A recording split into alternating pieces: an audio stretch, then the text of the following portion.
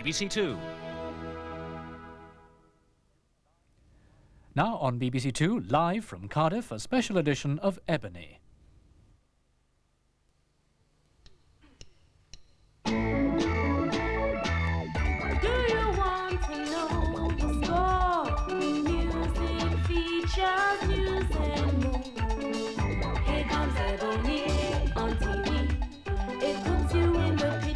Shows you different aspects of black culture. Let me tell ya, it won't cost you very much. Feel no way, just keep in touch. Here comes Ebony on TV. Ebony, Ebony.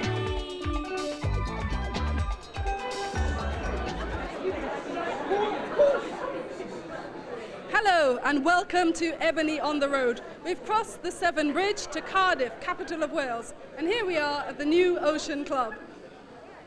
Cardiff has one of the oldest black communities in the country. Traditionally, most of them lived in the dock area of Butetown, and that's where our first group this evening comes from.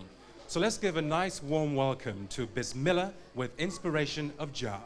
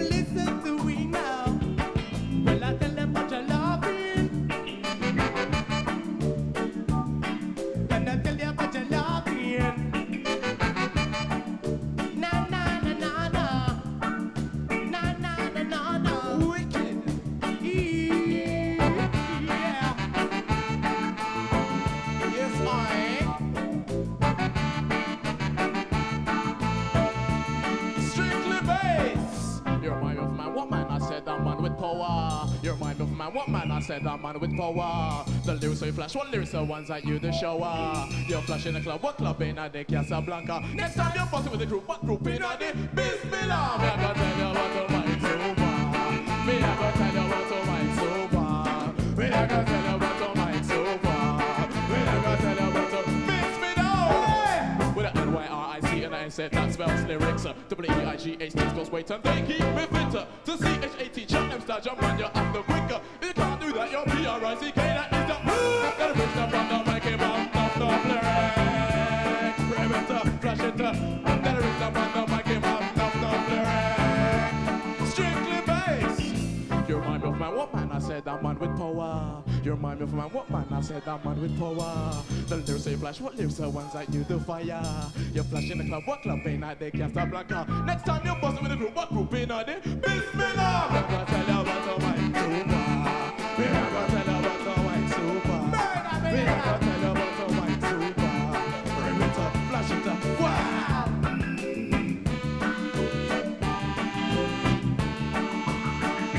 Murder style.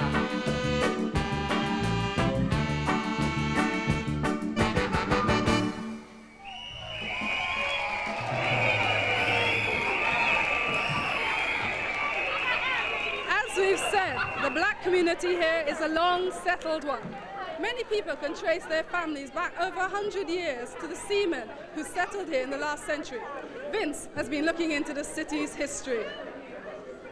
Cardiff, at the mouth of the River Taff, was a small market town until the middle of the last century.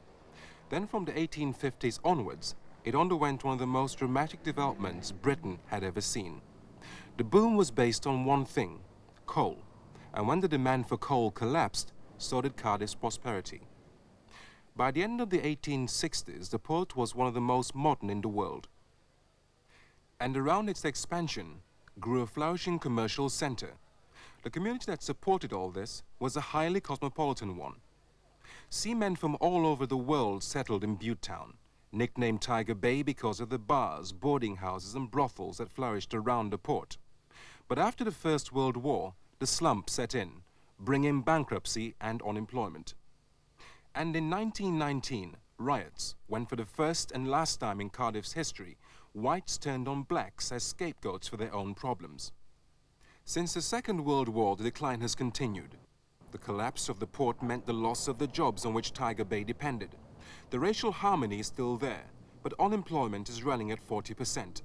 And the tidy-minded planners have swept away the little streets and houses that made up old Butetown.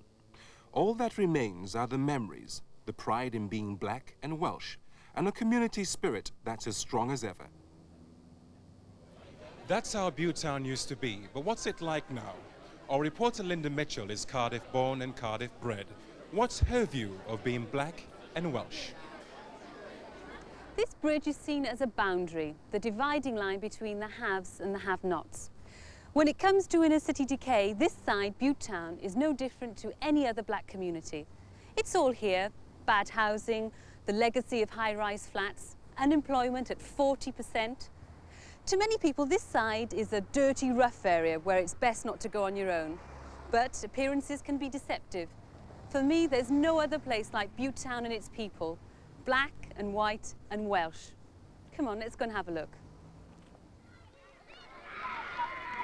This is Mount Stewart Primary School in the heart of the Dockland. Multicultural education here isn't just a trendy byword, it's a reality.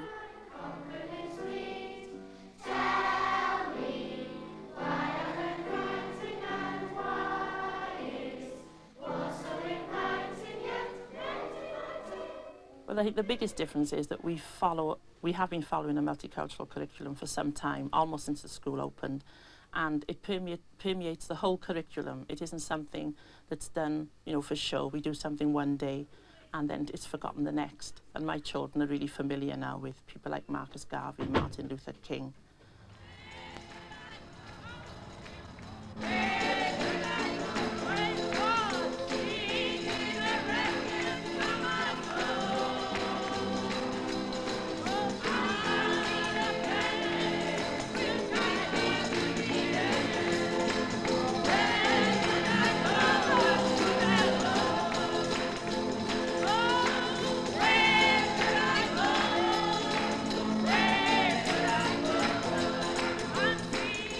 Our community is very good. This immediate community is very good. We had good relationship with the community around here, especially the member churches around us here. We are very much united with one another.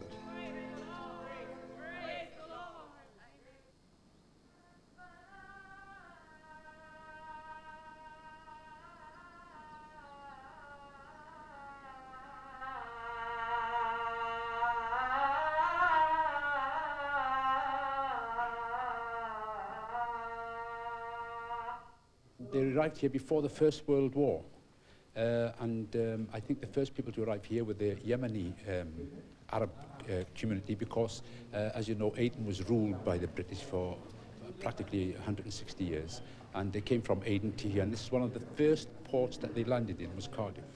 And not only Arabs came, people from all over the world settled here, making it a unique melting pot. Despite the poverty within and the prejudice without, the community was bound together by feelings that were almost forged by the common hardships they faced. And those links still survive. Even if people no longer live in Butetown, they still meet, like these members of the British Afro-Caribbean Association. We have English members, we have Indian members, okay, we have African, and of course we have the West Indians. And these are the main groups from which our membership comes. And some of the ladies have been painting pillowcases, quilts, table covers, chair back covers. It's a mistake to think that the spirit of Butetown and its mixed community only exists in the past. There's a young population as well, making their lives in their own way. There are few jobs for black youngsters. Last year, only 5% of black school leavers found jobs. So some people try and start their own, like fashion designer Donna Toussaint. I like sewing, right? My mother's a dressmaking, design and everything. And I used to go around the shops, you know, looking at the fashion and everything. I couldn't afford them, so I thought, why not try it, you know, because my mother was into it as well. The style I wanted, you know, they never had it round here, sort of thing. You know, because I like wearing sort of simple, unique things, and looking at all the black people around here, you know, they want to be, you know, different from all the other people, so that's what made me do it for them. Makes me sort of unique sort of thing. So I'm working on a garment for Miss Barbados, you know, she wants it for a competition and to take back home with her when she's going. Feedback and front, made in heavy cotton. Talented blacks are making headway in different fields, and in some, they're undisputed leaders. A message from the Butetown people, you know? Whoa, boy. Lord, oh boy. Yeah, me know. If I the color of my skin and you not like, and then you know what you can do. Lord, if I the color. When you look around, you see lots of white faces. Yeah, most of them are from out of town though, if you look around today. But yeah, there's a lot of white people. But they're just, everybody's together, no matter what their colour. In case you never know a yard we come from, we never want come and live in England. If I the color of my skin and you not like, you know what you can do. Lord, flash it a boom. If I the color of my skin and you not like, and then you know what you can do. Black people come and get together and drink and have a nice time. And like we come here once a week, well, once every 2 weeks, and give some people them to look forward to. Yourself to blame. Are the color of my skin and you not like, and then you know what you can do. I think Butetown's just built on a myth or a past history. People always want to be living in a past scene, but yet the future is not looking so good for the people. So everybody wants to build museums down here and redevelop so it's like a tourist attraction, and everybody will be living in the past like a living museum. You know, this is where black people come to stand and so on. They haven't really got a say in Cardiff, they haven't really got a say in their own lives right now, in the black people themselves. So what would you like to see down here? I'd like to see a lot more small businesses, cooperatives, people just taking on a self-respect and a self-consciousness to set up their own businesses. And, you know, we have to be our own bosses because we're separated from the whole of Cardiff just because of what a minority area of 3,000 people, which in statistics to the rest of Cardiff, we play a very small part. We've been in Cardiff about 150 years. How does our situation compare with other places? Well, I think it's, to a large extent, it's pretty much the same all over the country for black people. We suffer many of the same problems of unemployment, poverty, that sort of thing. But I think the way in which you maybe are very different from other black communities, especially established black communities, is that we have very, very few black professionals, especially those who have actually come from Cardiff. I think there's a lot of strength in coming from Butetown. In actual fact, there are more black people in Cardiff who live in Ely and in the surrounding areas and actually live in Butetown. But the docks area seems to be where the heart of the community is. Well, Linda's with me now. Linda, why are there so few black professionals in Cardiff? I think what we have in Cardiff is a system of entrenched racialism. When black people first came here, white society did such a good job in keeping them down through bad housing, unemployment and out-and-out hostility that you didn't need to bother anymore with the younger generation. There was little opportunity, so there were few role models, and the younger generations tended to give up. And especially in the present situation, things are bad for everybody. But a report has just come out which has shown that it's 5 times harder for black youngsters in South Glamorgan to get jobs. So where do you make the changes? How do you start? I think it has to be a two-pronged attack. I would like to see, for example, the Welsh establishment shake itself up. I'd like to see more blacks employed by local government. Do you know that South Glamorgan has 14,000 employees, of whom only 22 are black? Cardiff City Council employs just over 2%. I think we've been here a long time. We have to accept that equality isn't a question of sitting back and waiting for people to give us what we want. We have every right to get it. Linda, thank you very much. Linda's eye view of Cardiff. Now, every city seems to have some scheme that's a planner's dream but a resident's nightmare. Cardiff is no exception. In this case, it's the road. The road is the half-completed ring road, which when finished will provide a link through the town to the M4, improving access from the motorway to the docks. Work has just started on the Grangetown link. This section will take 3 years to complete and will cost £22 million. At £170 million for the whole motorway project, it's South Glamorgan's biggest ever investment. The plan was first put forward in 1975. As it nears completion, awareness of what it may do to the city is growing, and so are the protests.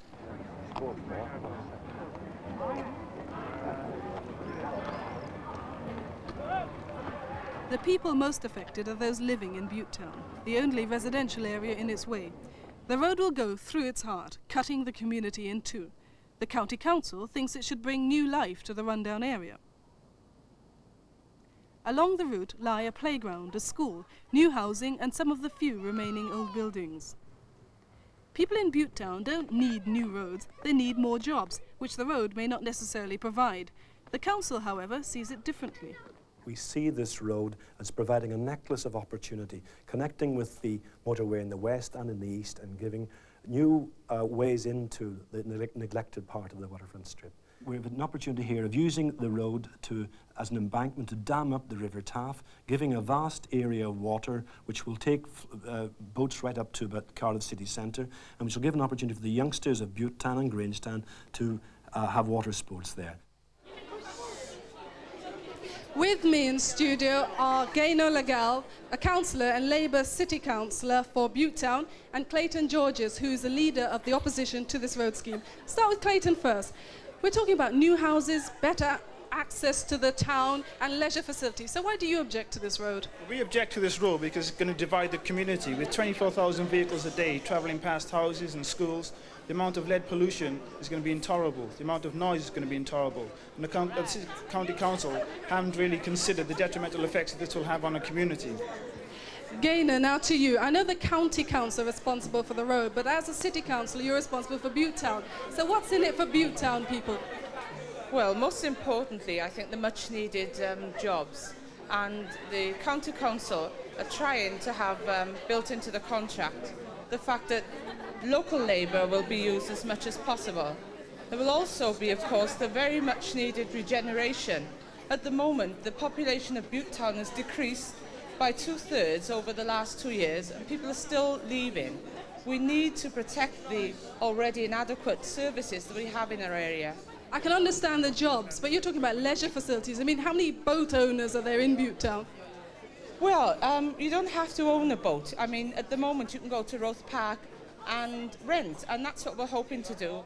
Windsurfing, rowing, all sorts of water-based sports, but you don't have to own a boat to take part. Clayton, if this road doesn't go ahead, what would you like to see happen instead? Well, this road is going to take away any land that could provide any facilities in South Butetown.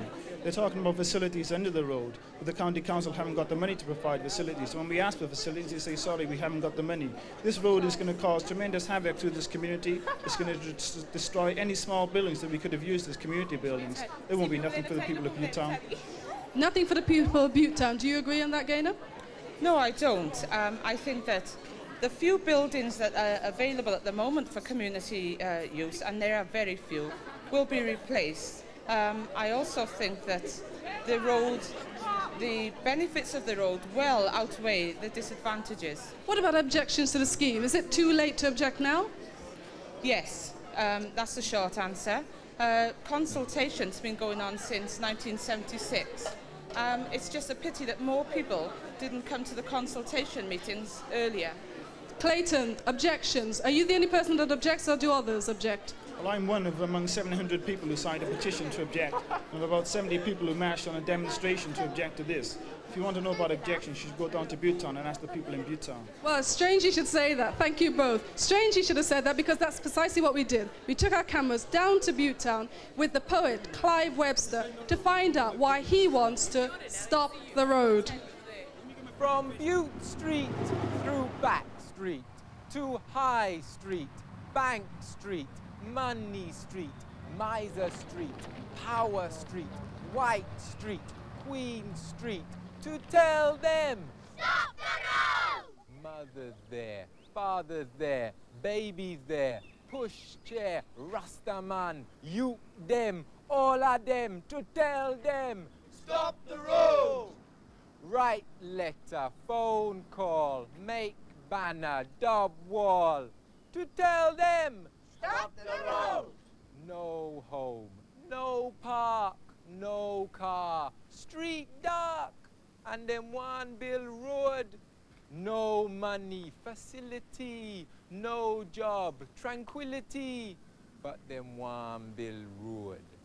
From the outskirts of the city to the center of town, all of the others miles around, but they want to build another to divide Butetown. Tell them, stop the roads! Butetown, people town, Butetown, black town, Butetown, happy town, Butetown, proud town, Butetown, poor town, Butetown, let down again.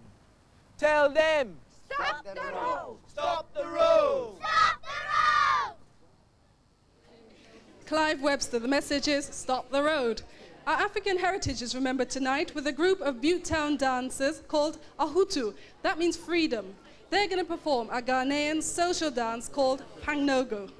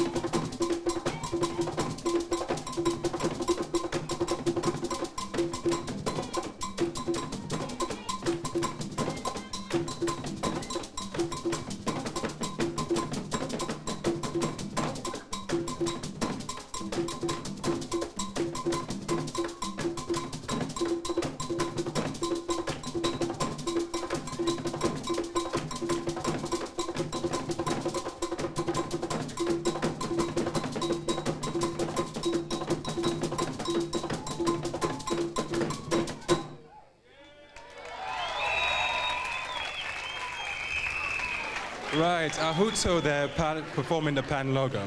Well, you really can't come to Wales and not talk about rugby. But since that crushing defeat by the hands of the Australians 10 days ago, you have to be very careful about what you say. One person who wishes he was there on that particular day at Cardiff Arms Park is Glenn Webb, in spite of the result. He plays for Bridgend and he's been described by sports critics as the most exciting wing prospect in Wales. Via Webb. second try for the left wing. And Brown Mason, Webb in for a hat-trick. Yes, he has. Here comes the attack again. Webb is in for number 4. 42-3-2 for Jen. And there's one of their heroes, Glenn Webb. Glenn, that was a year ago. How are you doing now? Well, that was lucky, wasn't it? Well, I say last season, I put a lot of hard work into this season. I was training hard throughout the summer and everything. And the first few games of the season, I thought I was playing pretty well, you know. But then my injury came up, and that put me back to about 2 months, you know, knocked me back for 2 months at that. Tell me something. I mean, Wales at one time used to win everything going. What's happening to them now? They seem to be losing everywhere they go. Well, it's difficult to say, really, because in the past they've had the greats, you know, the Gerald Williamses, they've had the Gerald Davis, he's my hero, he was.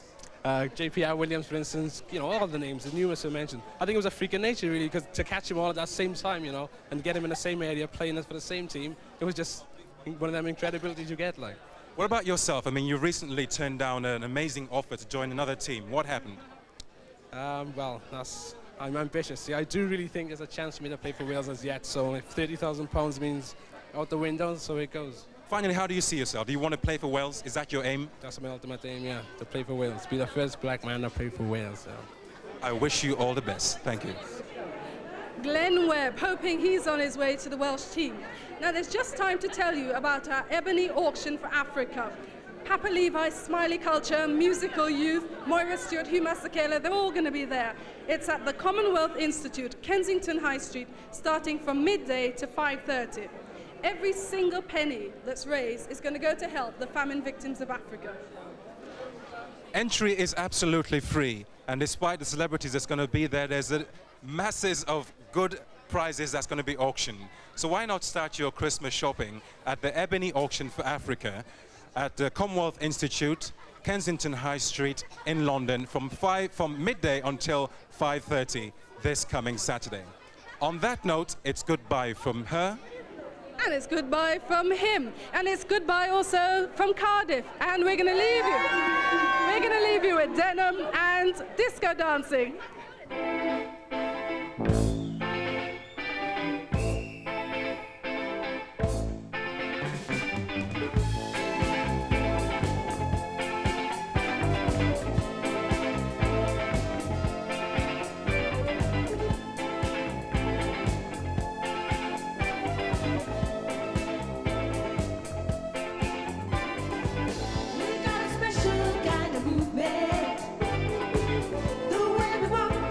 Happy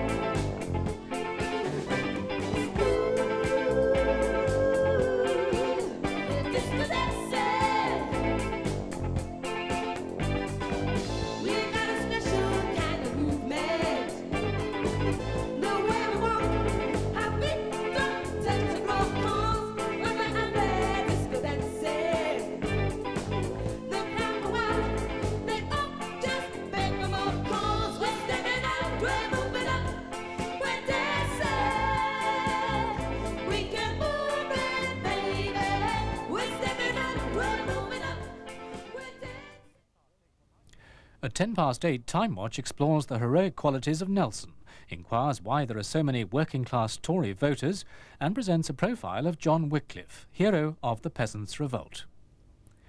Before that, here on 2, My Music.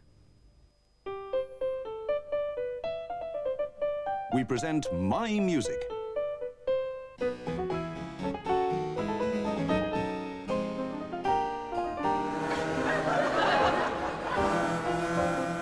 Once again, television visits radio's favourite game of musical knowledge, introduced by Chairman Steve Race. Thank you. We are assembled on the stage of the Westminster Theatre in London. 4 giants of music. I refer, of course, to Chopin, Beethoven, Schumann, and Rachmaninoff, whose music we'll be hearing in just a moment. But present in the flesh are John Amos and Frank Muir, Ian Wallace, and Dennis Norton.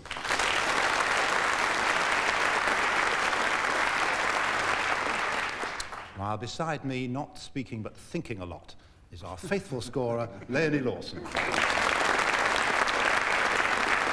John, Vladimir Ashkenazy plays whose piano concerto?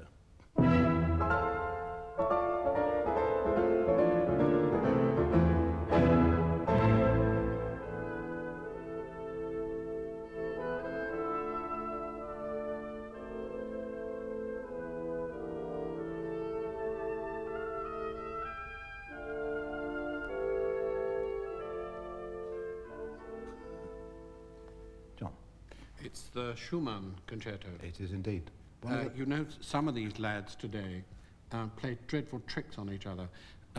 Barenboim was playing that concerto once, and Zubin Mehta, old friend of his, was conducting. And just before they were going to start, he engaged Barenboim in conversation, and then quickly went like that with the left hand, and there's only that one chord. Yes, and then you're in. Yes, you're so in. At the end of the movement, Barenboim